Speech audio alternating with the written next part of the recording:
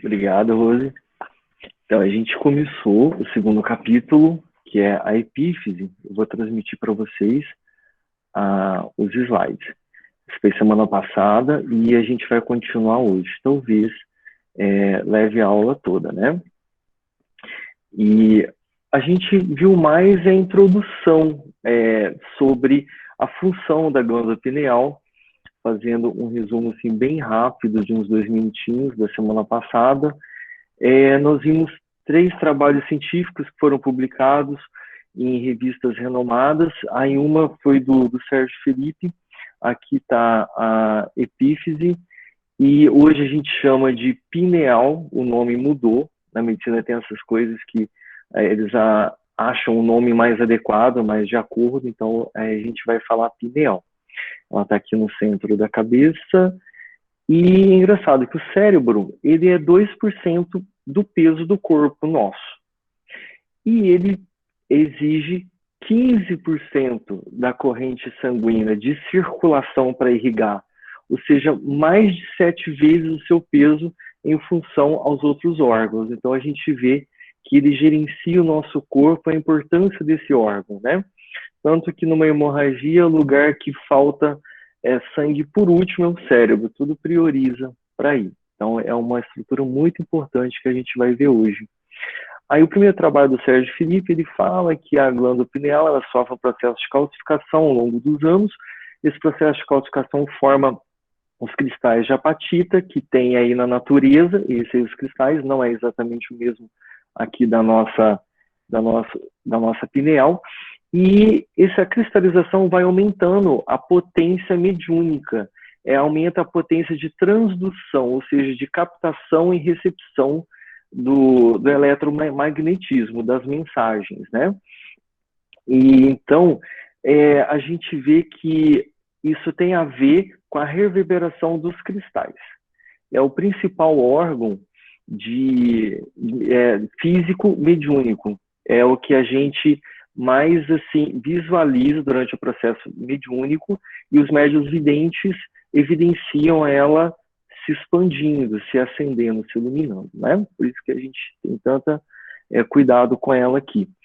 E um outro trabalho científico, foram 10 médiuns fazendo um processo de psicografia, foi feito tomografia usando fótons e visualizou que as áreas do cérebro do médium durante a psicografia ela ficava menos funcionante, que são as áreas do raciocínio, da inteligência, da consciência, da cognição, ou seja, uma mensagem complexa exigiria muito funcionamento das áreas do cérebro, desativou, foi desativando. Então prova que os pensamentos não eram assim do médium, né? E aqui o terceiro trabalho científico detectou que as ondas eletromagnéticas da pineal que ela recebia, ela mandava estímulos químicos para o corpo, ou seja, um grande captador de estímulos eletromagnéticos. Eletromagnético de quem? Da mente, do espírito dono desse corpo e de espíritos comunicantes através desse médium. Então ela capta eletromagnetismo da própria mente, do próprio espírito e de espíritos comunicantes, né? E então aqui a gente começou o capítulo, que foi o Calixto, ele começou a mandar uma mensagem via um médium que estava mais receptivo, e a pineal desse médium se iluminou e se acendeu bastante. Então, a visão do André Luiz se ampliou através do magnetismo do Alexandre, que era o mentor, que aumentou as potencialidades de visão do André Luiz. Ele viu a pineal desse médium específico, bem iluminada, parecendo uma flor de lótus, que é essa flor aquática. Os outros médiums tinham a pineal um pouco acesa, mas não tão brilhante quanto esse médium, né? E aqui a gente vai agora começar hoje. O restante foi só uma revisão. Se alguém quiser falar alguma coisa. Nós vimos aqui o Alexandre explicando para o André Luiz sobre a pineal, a importância dela, né? Então, ele disse o seguinte, é a glândula da vida mental. Ele já definiu o que é a pineal, né? a mente realmente é o espírito, é o que emana as vibrações, que emana os pensamentos, as emoções, sentimentos. Como diz a dona Irene, que ela usa um termo muito bom, self. É o self, é a própria centelha que vai emanar via pineal os pensamentos, né? Então, ela acorda no organismo do homem, na puberdade, as forças criadoras. É onde a pineal promove o desenvolvimento das glândulas sexuais, os testículos e os ovários, né? Então, aí começa as forças criadoras, a procriação, através do estímulo hormonal das gônadas sexuais. Então, sem ela, não chegaria à puberdade, não teria o desenvolvimento sexual do ser humano e de alguns animais, né? E, em seguida, continua a funcionar. Após esse processo na puberdade, ela desencadeou isso e ela continua a funcionar como o mais avançado laboratório de elementos psíquicos da criatura terrestre. Ela vai ter muitas outras funções. Ela vai governar as outras glândulas do corpo, as células. Mais algum comentário? Certo. Aí o Alexandre fala o seguinte também, que Freud interpretou-lhe o desvio quando exagerou a influenciação da libido no estudo da indisciplina congênita da humanidade. Foram nos livros de Freud que ele colocou como a perversão está intrínseca em todas as pessoas, mesmo nos saudáveis. E não adianta mais atuar sobre a educação sexual na puberdade, tem que ser na infância. E tinha aspectos sexuais nos bebês, como seria aspecto da sucção, o complexo de Édipo também, que o filho de 3, 4 anos se apaixonar pela mãe. Então ele colocou várias situações assim muito em volta da sexualidade sobre a mente e as emoções e a psicologia do ser humano. Então, o Alexandre falou que alguns aspectos a gente tem que amenizar aí do que Freud falou, né? Isso só como uma cultura geral também que o Alexandre trouxe para a gente.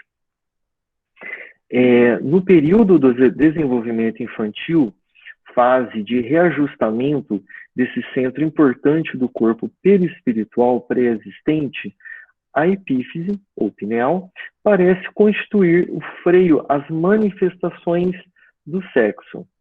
É interessante que esse estágio dela deixa em hibernação as gônadas sexuais e ela também está no estado menos ativo, ela está dando um tempo por uma reprogramação educativa da infância, a importância dos pais, dos educadores, para poder trazer uma reprogramação sexual, uma reformulação, um exemplo para essa criança, para essa primeira infância, esse estágio de bastante aprendizado e com pouca influência própria da sexualidade, ou seja, das experiências de outras vidas desse ser.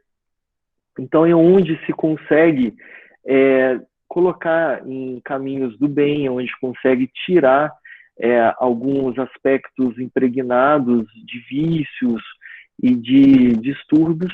Então, dá para se agir bem nessa fase, né? Antes da reencarnação total, que se completa uns 7 anos de idade. Todo mundo quietinho. Entretanto, há que retificar observações, é o que ele falou, é um processo de retificação, uma oportunidade de retificação. Aos 14 anos aproximadamente, de posição estacionária, quanto às suas atribuições essenciais, começa a funcionar no homem reencarnado, o que representa controle, fonte criadora e válvula de escapamento. Então, é uma energia muito forte, muito potente, está relacionada à criação, que desenvolve com a liberação dos hormônios sexuais, das gônadas sexuais nessa fase. é onde pode trazer a perturbação emocional, principalmente na infância, tem um bombardeio de hormônios para o desenvolvimento de todo o corpo, e tudo isso comandado pela pineal.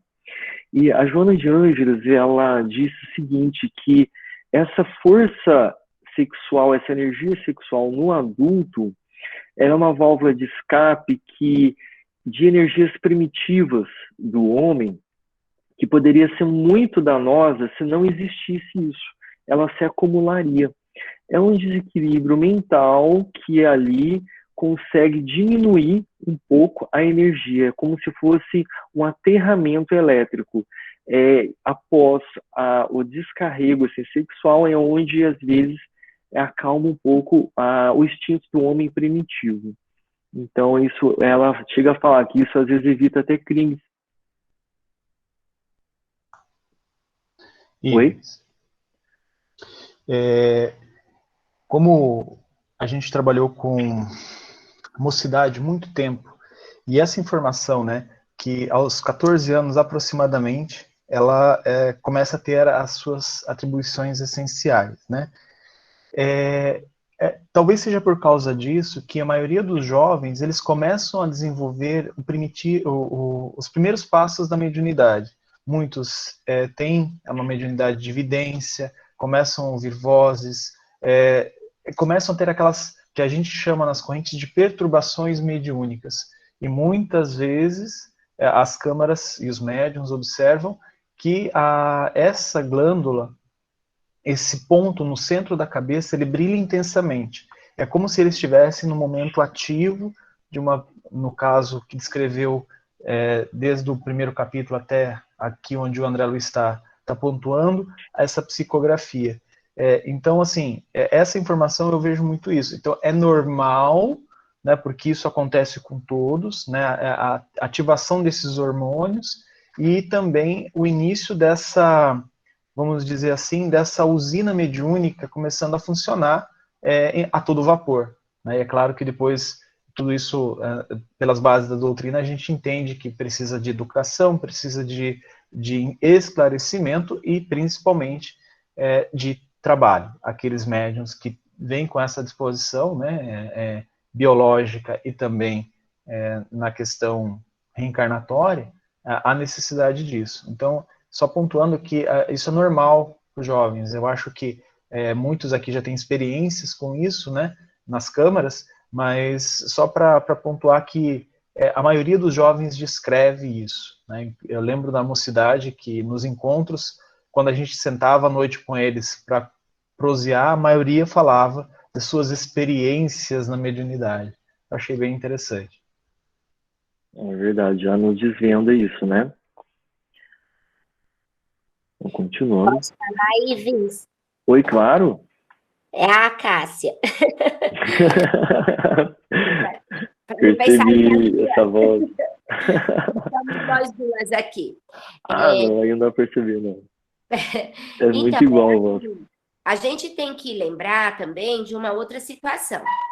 O adolescente, além de tudo isso que o Juliano falou, é uma fase de muito assim, os hormônios estão fervilhando, né? Tem toda aquela transição da fase da infância para começar a despontar ali no mundo dos adultos, né? E o assédio que os adolescentes sofrem por conta de tudo isso que foi dito é muito grande pelos espíritos, né? Principalmente os espíritos malfazejos.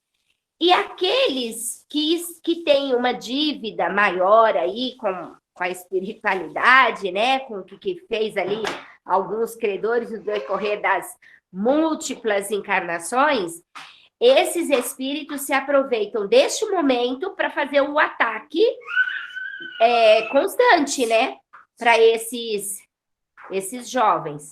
Então, é por isso que é muito normal, natural, nessa fase a gente vê tanto desses desequilíbrios. É isso que eu queria lembrar. É uma situação bem delicada. São pessoas que ainda não têm a maturidade formada totalmente e ficam à mercê devido à sua inexperiência, do saber muito bem o que é seu, o que é do outro, porque está se formando a individualidade do adolescente, ele não tem a personalidade ainda consolidada, ele não sabe muito bem quem ele é, se é criança, se é adulto, que adulto é. Então é bem confuso. Então é interessante acompanhar, bem conversar sem ficar reprimindo, sendo amigo de fato, porque alguns adolescentes querem conversar e não conseguem porque tem medo dos pais, tem medo do julgamento, de ser repreendido, ficar de castigo, então acaba preferindo procurar conversas fora de casa, né? Mas os pais têm que saber o equilíbrio de ter uma hierarquia, mas ao mesmo tempo ser amigo, também compreender. Exige bastante sabedoria, né? Ser um educador, ser os pais. Posso falar rapidinho, Igor? Sim, Alessandra, pode falar. Isso, rapidinho. Acontece bastante também na nossa câmara mediúnica de criança que tem a pineal já desenvolvida, né? E a gente tivemos alguns casos, né? Que isso traz muita complicação para a criança, muita complicação. E a gente viu no trabalho que essa pineal estava já brilhante, já desenvolvida, e a espiritualidade orientou que fosse feito um trabalho magnético para acalmar, para, na verdade, assim, para apagar essa pineal, porque não é o momento certo dela estar desenvolvida na criança. E a gente estudando, vendo o que você está explicando agora, a gente consegue entender, né, por que isso causa tanto problema para as crianças, né, criança de 7 a 10 anos com a pineal já desenvolvida, ela tem um descontrole mediúnico, que é o que a gente vê bastante, né, nas nossas câmaras, né, e também essa força criativa, criadora, que é essa força sexual vindo muito cedo, né? Então, sempre a espiritualidade aconselha a gente a abafar essa pineal, a apagar essa pineal nessa fase de criança. Bem interessante, muito importante. Oi, do Carmen. Eu gostaria de frisar também que é nessa situação, nessa época, é que surgem as hebefenias, é que as crianças começam a apresentar sintomas de esquizofrenia. Então, é necessário ter uma atenção em todas as áreas, a mediúnica, a social, a familiar, mas também a saúde mental.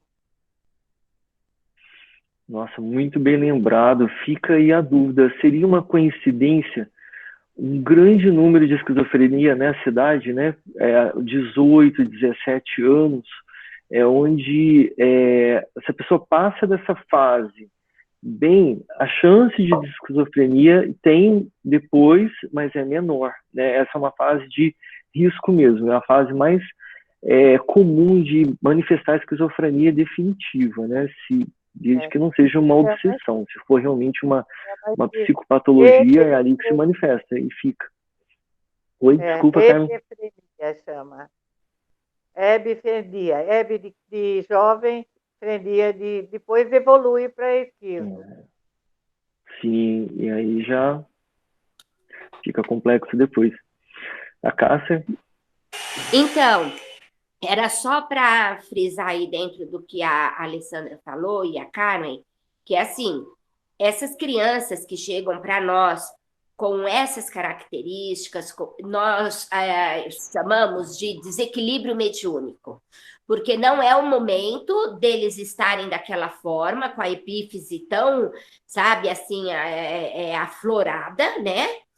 E então é bem como a Ale falou, a gente recebe a orientação para diminuir essa potencialidade dessa epífise, né? E acalmá-la.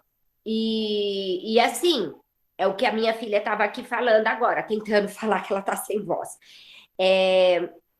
Quando ela tinha, assim, entre os 9 e os 13 anos, ela teve muita perturbação mediúnica, justamente com tudo isso aí que está sendo narrado.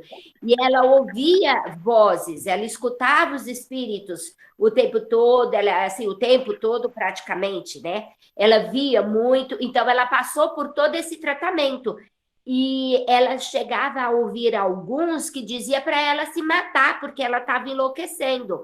Então, na época, a Krista até falou para ela, se você tivesse nascido em uma família que não tivesse esse conhecimento do mundo espiritual e de mediunidade, você ia acabar num tratamento psiquiátrico com medicamentos e possivelmente poderia até acabar num hospital ou numa casa de repouso psiquiátrica, porque a coisa era bem complicada. Ela chegava assim a pagar e ficar mais de hora apagada. Então, é um caso muito delicado, são crianças com essas características, a gente tem que ter muito cuidado, tem que ter muito amor, tem que ter assim uma sintonia muito grande com a espiritualidade do bem no tratamento dessa criança, porque cada caso é um caso, a gente não pode pegar e generalizar todos e fazer, sabe, assim, igual para todos. Os tratamentos são bem parecidos. Mas, porém, cada caso é um caso que deve ser estudado particularmente junto com as orientações do plano espiritual. Não quero ficar roubando teu tempo, Iva, senão nós vamos ter três aulas do segundo capítulo. Igual você falou, cada caso é um caso. Teve a irmã Sidufo, né, que começou com o livro, ajudar no livro dos Espíritos aos 19 anos, né? Então, ela veio para isso, né, digamos, com essa missão. E, continuando, a glândula pineal reajusta-se ao concerto orgânico e reabre seus mundos maravilhosos de sensações e impressões na esfera emocional. Entrega-se à criatura a recapitulação da sexualidade, examina o inventário de suas paixões vividas em outra época, que reaparece sobre fortes impulsos. É como se ela permitisse que abrisse tipo um portal do corpo mental da pessoa com o passado dela, as outras vidas dela. É como se descortinasse ali ficasse mais fácil esse acesso. Ela permite que as emoções reflexas se manifestem, né? Mais ou menos nesse sentido que eu interpretei esse texto, essa parte. E eu não trouxe muitas coisas extras, não foi mais isso daqui, um texto da irmã da Joana de Ângeles, que achei interessante, que diz o seguinte, que nas faixas primárias da evolução, ou seja, nos animais, o fenômeno tem por objetivo apenas a reprodução da espécie, em razão da falta de equipamentos nervosos e emocionais para a formulação do prazer. À medida que o instinto se fixa no ser vivo, surgem sensações fortes que logo passam, transferindo-se para a criatura humana em cargas sensoriais expressivas, que lentamente, à medida que se desenvolve a emoção, produz mais profundos estados de gozo, proporcionando equilíbrio, alegria de viver e salutar intercâmbio hormonal, tanto físico quanto psíquico. Ela traz aqui para a gente, desde a época do início da sexualidade, da procriação, até um período já de sexualidade saudável, onde já entra ali o equilíbrio, onde já entra uma situação toda harmônica dentro do amor. E nessa faixa, né, desde o início da procriação até aí, é importante as etapas para o equilíbrio dos instintos, a reformulação dos instintos, das paixões e das ilusões do mundo material, relacionado a toda essa sexualidade. E as ilusões também no mundo espiritual. Muitos espíritos estão dentro dessa ilusão do outro lado, né? Porque a gente desencarnou, que se descortina tudo, a gente já sabe como funciona, né? Tem os vícios e ilusões do que é ter prazer, ter alegria, ter felicidade, né? Essa confusão de alguns espíritos, né? E aqui a gente percebe também que existe a pineal no perispírito, tanto quanto no corpo físico. Se ela existe no perispírito, quer dizer que ela age e atua de forma muito semelhante com a do corpo físico também. Então ela vai coordenar e dirigir também lá, né? Então, nós temos, digamos, duas pineais. É um reflexo, né? O corpo físico é um reflexo muito parecido com o corpo físico com o do perispírito, né?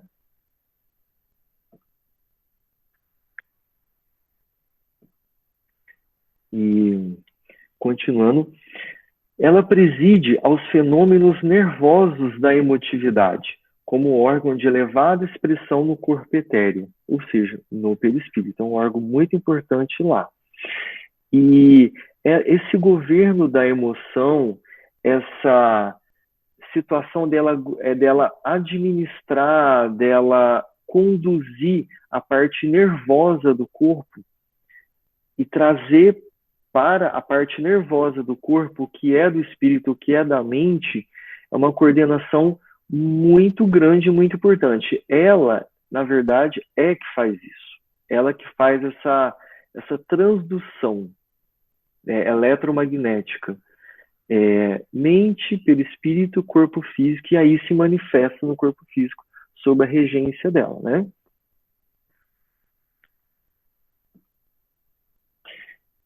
Desata, de certo modo, os laços divinos da natureza, os quais ligam as existências umas às outras, na sequência de lutas pelo aprimoramento da alma, e deixa entrever a grandeza das faculdades criadoras de que a criatura se acha investida.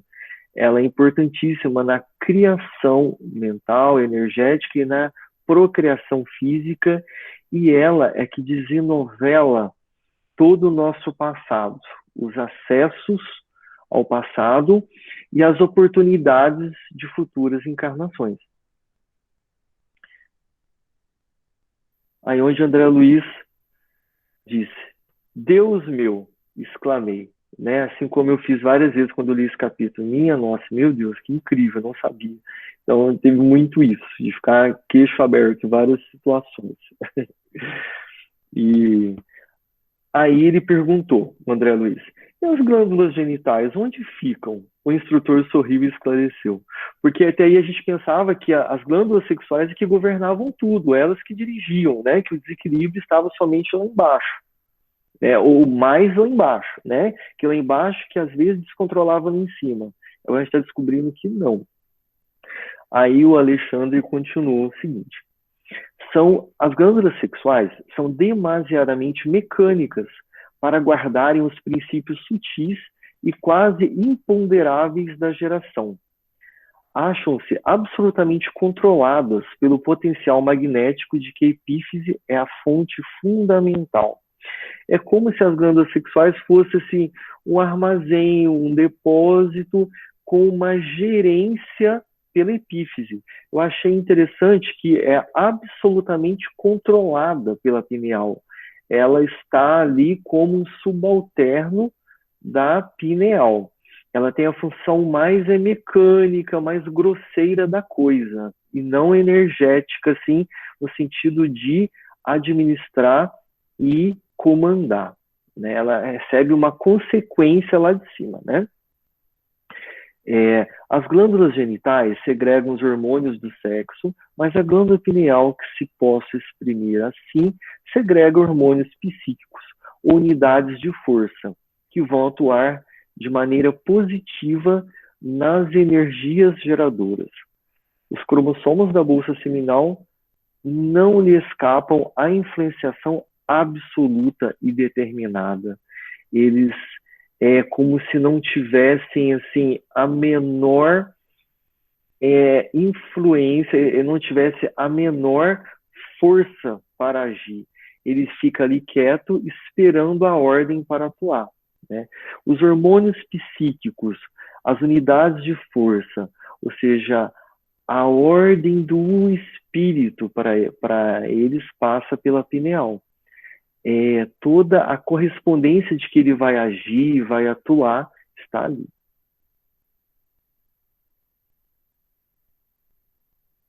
Continuando. A glândula pineal... Oi? Provavelmente a gente vai ver mais isso nos capítulos à frente, né? A reencarnação de Segismundo. Mas só uma dúvida aqui.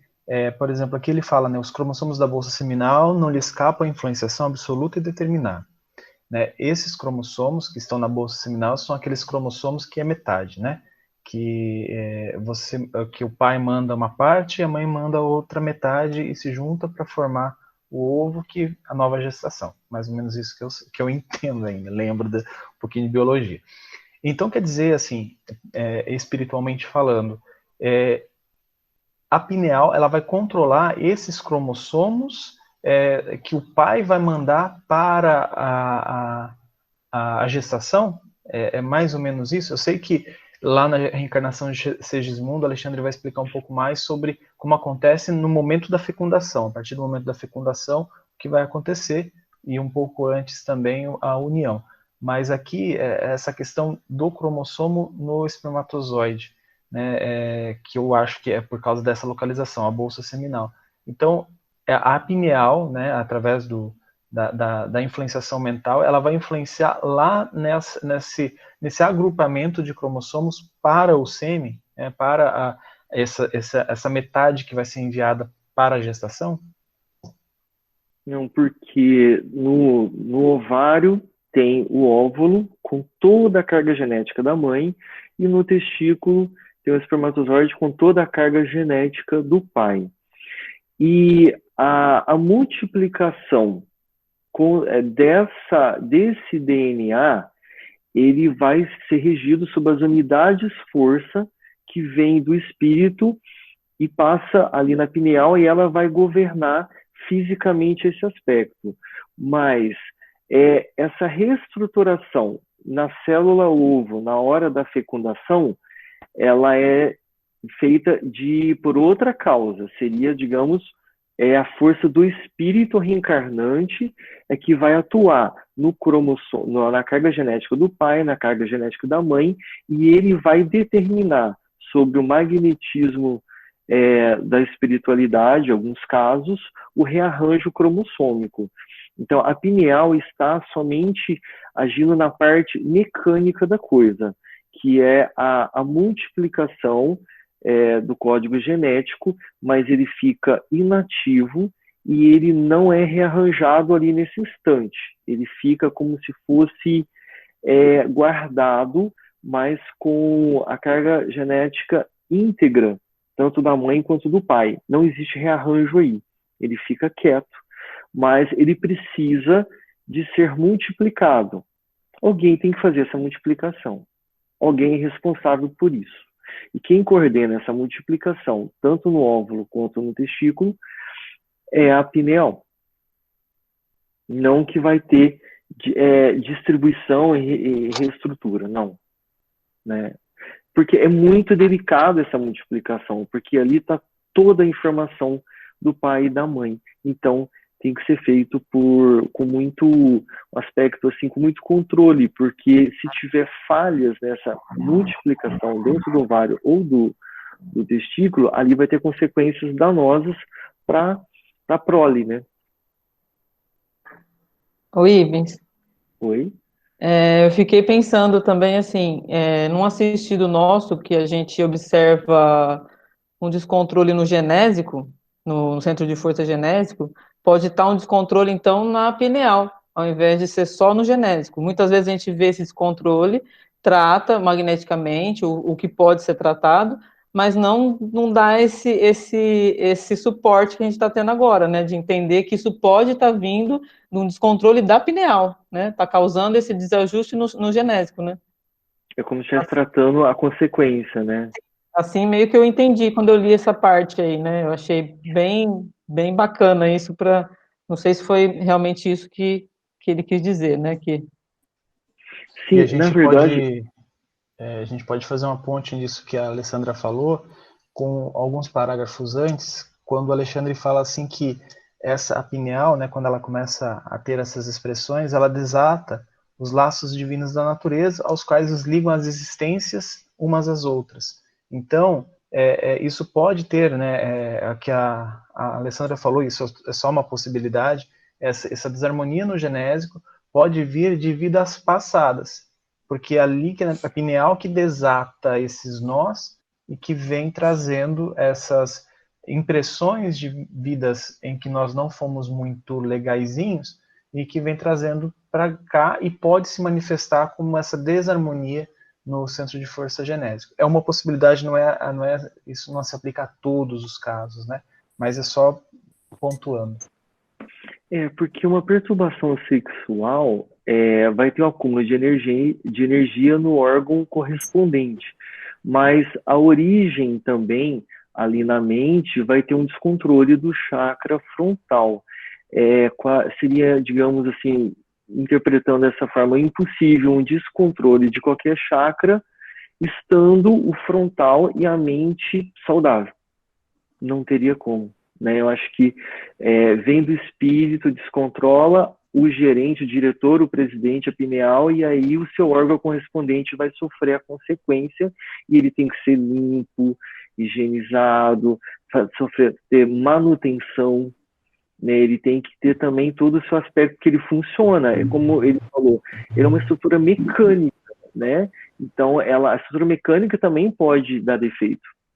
Então, tem que começar ali também, consertar essa peça que está sofrendo um dano correspondente às suas peças retrocedentes, né? Ivens, rapidinho, desculpa, Cá. Mas faz muito...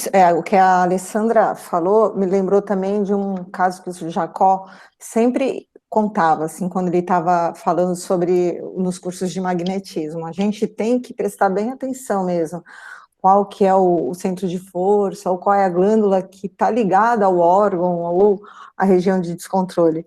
Porque ele falava de um assistido que tinha muito problema de visão e que eles não conseguiam tratar, e magnetizavam a visão e não tinham resultado. Até que eles resolveram tratar o esplênico, né, o centro de força esplênico, e aí que as glândulas, né, estão totalmente ligadas à visão, e aí foi quando eles começaram a surgir algum resultado no tratamento do assistido. Então, realmente, isso serve para a gente começar a fazer um exame mais aprofundado mesmo. Que vai ter a correlação, né? Verdade. Oi, Cássia.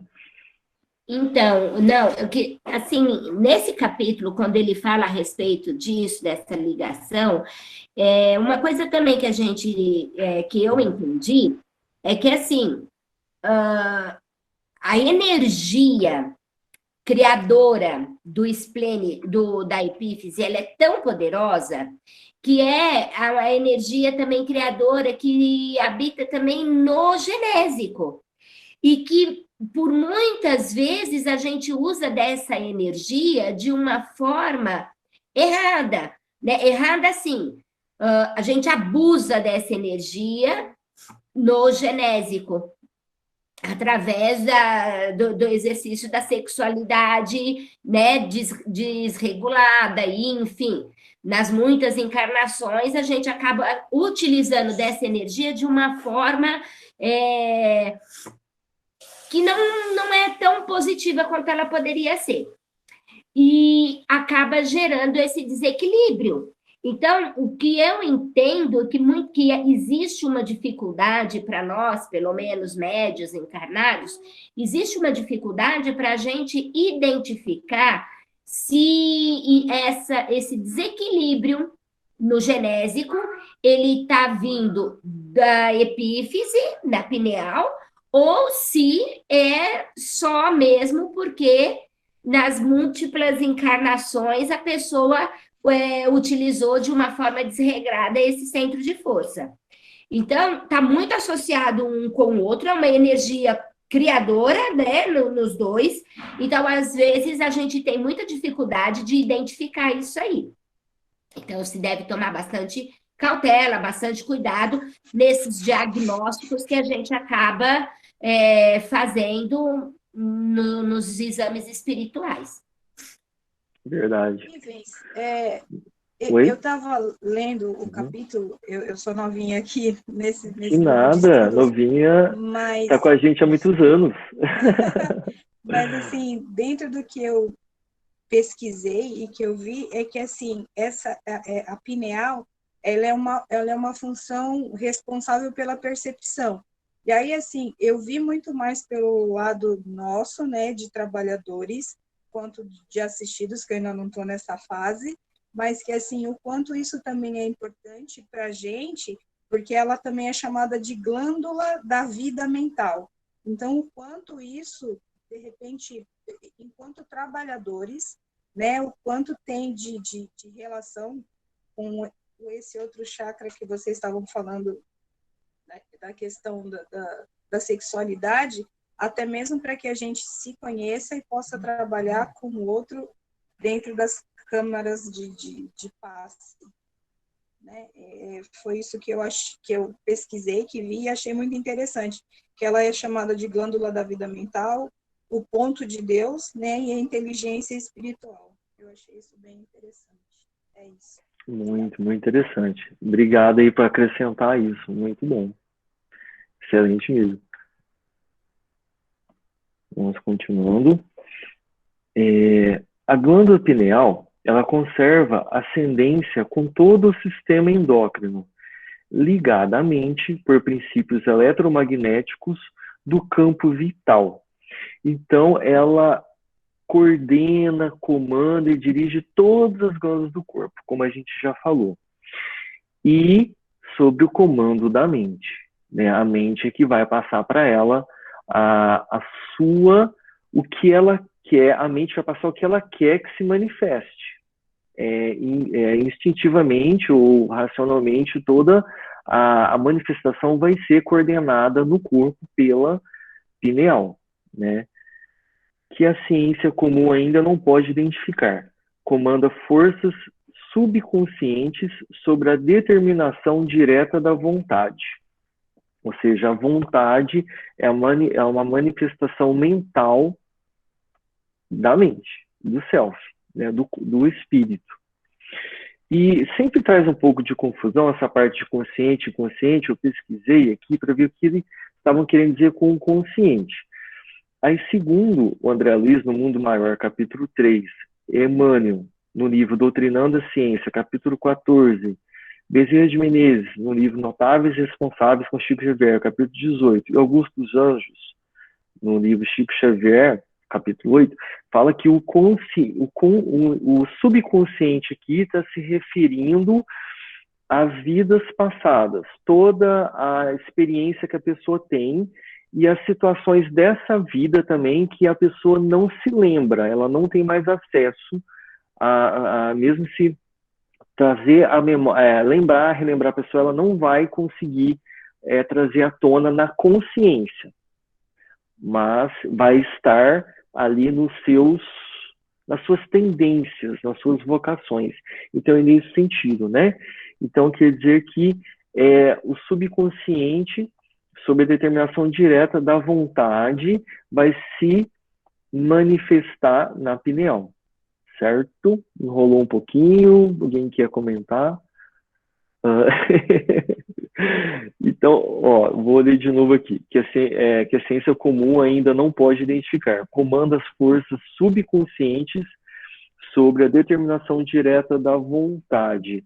Então, se eu tenho uma vontade de fazer alguma coisa, é como se abrisse um portal via pineal e eu vou utilizar elementos lá do meu passado que eu não me lembro para eu poder fazer uma manifestação.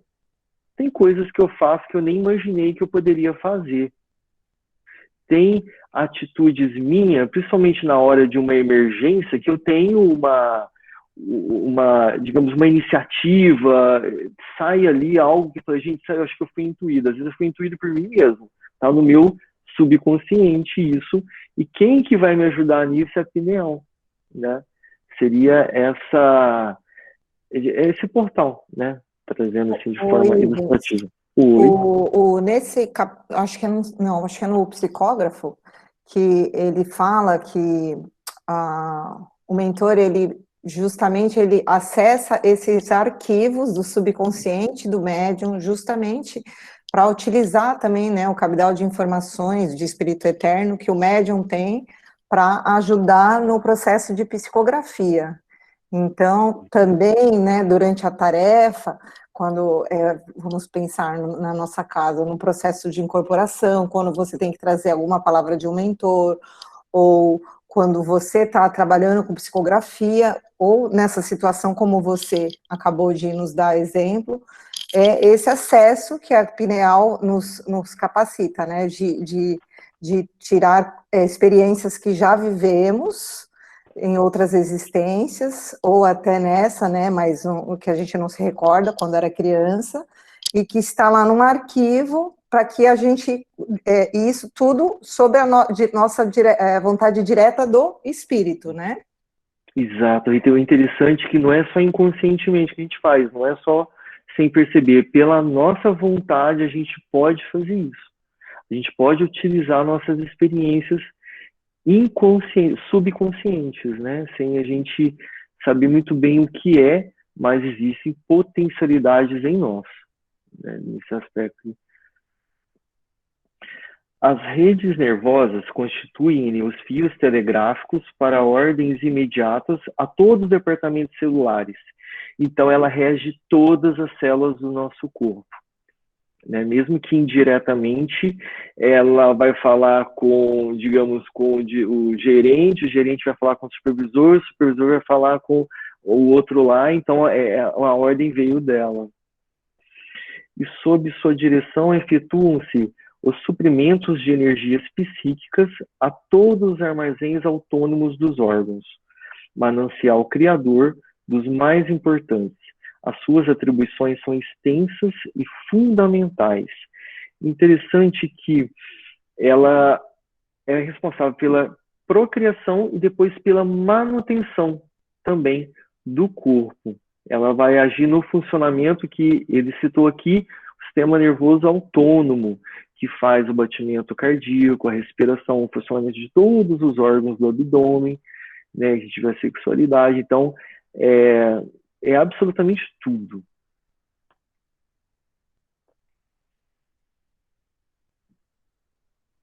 E na qualidade de controladora do mundo emotivo, sua posição na experiência sexual é básica e absoluta, é total. De modo geral, todos nós agora, ou no pretérito, viciamos esse foco sagrado de forças criadoras, transformando-o em um imã relaxado entre as sensações inferiores de natureza animal. Quantas existências temos despendido na canalização de nossas possibilidades espirituais para os campos mais baixos do prazer materialista? É aquela ilusão que a gente tira de prazeres rápidos, que vai nos mantendo numa situação de que a gente achar que é fácil, então a gente quer mais, então a gente acaba, durante muitas e muitas vidas, querendo a situação mais fácil, digamos, a porta larga, e vai trazendo esses danos, essas toxicidades na pineal, e o que vai nos distanciando do mundo espiritual superior, né? Que a gente vai perdendo muito tempo. O que a gente não vê, a gente não dá muito valor.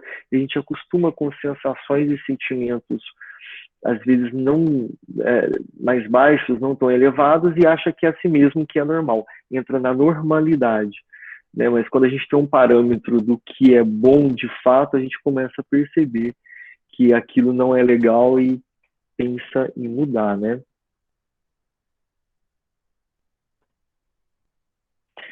Lamentavelmente, divorciados da lei do uso, ou seja, da lei de Deus, quando a gente abre mão disso, abraçamos os desregramentos emocionais. E daí, meu caro amigo, a nossa multimilenária viciação das energias geradoras, carregados de compromissos morais, com todos aqueles a quem ferimos, com os nossos devarios e reflexões. Do lastimável menosprezo a esse potencial sagrado decorrem os dolorosos fenômenos da hereditariedade fisiológica, que deveria constituir invariavelmente um quadro de aquisições abençoadas e puras. Então, a hereditariedade fisiológica ali está falando da importância e de como é menosprezado. É como se as pessoas procriassem sem o menor cuidado, com as gerações que estão vindo aí através dessa força criadora que ele tem. Então, é a força criadora física que ele está dizendo é uma situação sagrada no corpo físico, e também a viciação mental. Um comentário. Então, a vontade desequilibrada desregula o foco de nossas possibilidades criadoras. É a distorção dos nossos desejos, né? É a perturbação da nossa vontade, é o descontrole emocional. E isso vai trazer uma consequência para a nossa criação, a criação do nosso futuro, da nossa vida, das nossas vocações, como a gente vai criar dentro das nossas atitudes durante o dia, das nossas atividades. O tempo todo a gente pode estar criando, o tempo todo a gente pode estar enriquecendo a nossa vida, o nosso ambiente, o nosso local que a gente atua, e isso vai sair desequilibrado e destoado, porque eu crio de forma não legal, de forma descontrolada, e eu acabo também nem tendo controle do final do que eu estou criando, das consequências do que eu estou fazendo. Então eu perco realmente o controle de qualidade da minha produção, né? Tanto moral quanto intelectual, que eu vou produzir moralmente e intelectualmente, né? Alessandro. Oi, Ives. Quando você pôs essa foto aqui, eu lembrei bastante dos casos que a gente tem na Câmara de autoobsessão. A gente vê muito processo assim, que a epífise vem dessa forma. A gente não enxerga ela, a gente enxerga como se ela tivesse revestida por alguma coisa escura, sabe, escurecida. E muitas vezes não tem a ver com uma obsessão externa, com nada externo. E a gente enxerga muitas vezes que é uma auto-obsessão. Então, olha quanto a nossa mente causa prejuízo a todo o nosso corpo, né? Porque se a epífise faz todo esse trabalho que você explicou até agora no corpo humano, se a gente abafa ela dessa forma, escurecendo, com essas energias tão deletérias, nós causamos um desequilíbrio no corpo todo, né? É onde vem as doenças e tudo mais. Eu vi essa foto e lembrei de a gente enxergar assim muitas vezes nas câmaras de trabalho. É verdade, muito bem lembrado. Às vezes a gente é o nosso pior inimigo, né? Em algumas situações. Muito bom mesmo. E daí procede a necessidade de regras morais para quem de fato se interesse pelas aquisições eternas nos domínios do espírito. O que a gente viu no capítulo passado. A renúncia, abnegação, continência sexual, disciplina emotiva não representam meros preceitos de feição religiosa. São providências de teor científico para enriquecimento efetivo da personalidade. Tudo que é invisível aos nossos olhos, a gente pode passar desapercebido, a gente deixa acontecer. Então, é exatamente isso. Com a educação, com a renúncia, cientificamente, a gente vai entender o que vai acontecer com o nosso corpo físico e espiritual. Então, não é religião, não é religiosidade, chega a ser um caso científico mesmo, né? E nunca fugiremos à lei cujos artigos e parágrafos do Supremo Legislador abrangem o universo. Ninguém enganará a natureza. Centros vitais desequilibrados obrigarão a alma à permanência nas situações de desequilíbrio. Não adianta alcançar a morte física exibindo gestos e palavras convencionais. Se o homem não cogitou o burilamento próprio, a justiça que rege a vida eterna jamais se inclinou. A gente vê muito isso nos livros, né? O corpo físico, ele não deixa, às vezes, transparecer e evidenciar o desequilíbrio dos nossos chakras. Mas, com o desnudar ali, a perda do corpo físico, no perispírito já fica mais visível, porque ele é maleável, ele é mais moldável. O corpo físico é muito pouco plástico para receber influência da nossa mente e da nossa energia. Já o perispírito já é bem mais claro, né? Então, ali os nossos chakras já ficam, digamos, desnudados. Então não adianta querer colocar máscaras para nós mesmos e tentar colocar uma situação que não nos cabe, porque pela lei de Deus ali a situação fisicamente, dentro da lei da física, vai acontecer essa manifestação real da nossa mente, da nossa vontade, dos sentimentos, das emoções. Então, agora vem um trecho do André Luiz. Receber um corpo nas concessões do reencarnacionismo não é ganhar um barco para a nova aventura, ao acaso das circunstâncias, mas significa responsabilidade definida no serviço de aprendizagem, elevação ou reparação, nos esforços evolutivos e redentores. É como se a gente comprasse um carro novo, zero, através de muito sacrifício, a gente foi e conseguiu. O corpo físico é assim. É como se fosse um carro com muita tecnologia, muito avanço, muitas potencialidades. Que os cuidados que eu vou ter com ele. Né? Com o carro eu vou me preocupar que vai arranhar, bater, eu vou ter todo um carinho.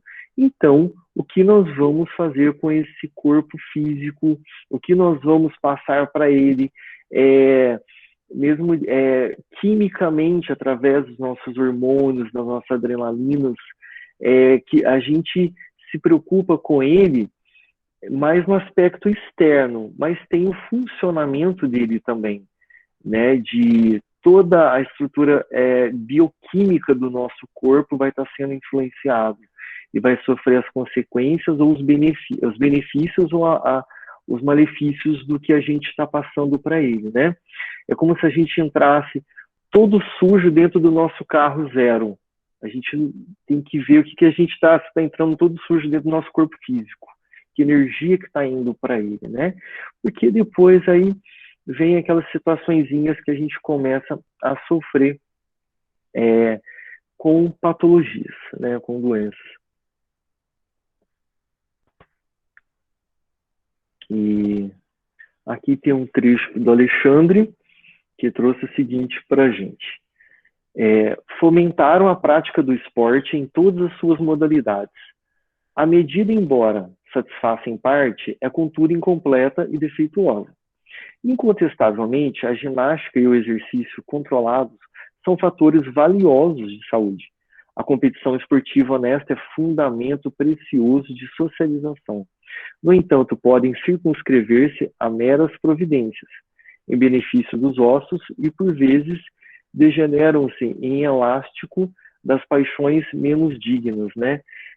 Como que, às vezes, fosse usar essa situação esportiva do cuidado do corpo para crimes sentimentais, né? Chatear as pessoas, fazer as pessoas sofrerem. Então, eu trouxe até o símbolo das Olimpíadas, que é a união dos continentes, dos povos, né? A comunhão dos povos, de estar ali respeitando, de estar ali se encontrando e se interagindo, né? Então, às vezes o esporte é usado de forma egoística ou por pura diversão em detrimento do sofrimento de um outro, né? Nesse sentido, não sei se a Rita tem alguma coisa para falar sobre isso, né, Rita?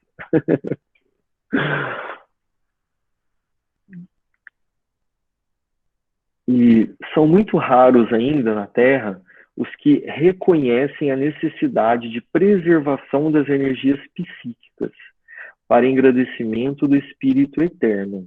Chamou a atenção essa palavra reconhecem, que é um verbo que quer dizer que se conheceu anteriormente. Então, que se conheceu anteriormente, que seriam as leis de Deus, foram muitos, né? Muito conhecemos e muito sabemos. Agora, o voltar a esse conhecimento, o reconhecer, são poucos. Ficar nesse ciclo de rever aí o que eu sei para ver se eu consigo mudar, se chegou um instante. Então, digamos, como a Dona Irene sempre fala, a terceira fase do espiritismo, que é da mudança. Conhecimento, muitos já têm. O reconhecimento, vamos correr atrás disso para que a gente interrompa esse ciclo que às vezes a gente fica sofrendo nesse ciclo, né? Então a gente não está querendo muito isso mais. E o homem vive esquecido de que Jesus ensinou a virtude como esporte da alma. E nem sempre se recorda de que no problema do aprimoramento interior não se trata de retificar a sombra da substância, e sim a substância em si mesma. Ou seja, a gente tenta mudar a sombra de algo, da substância.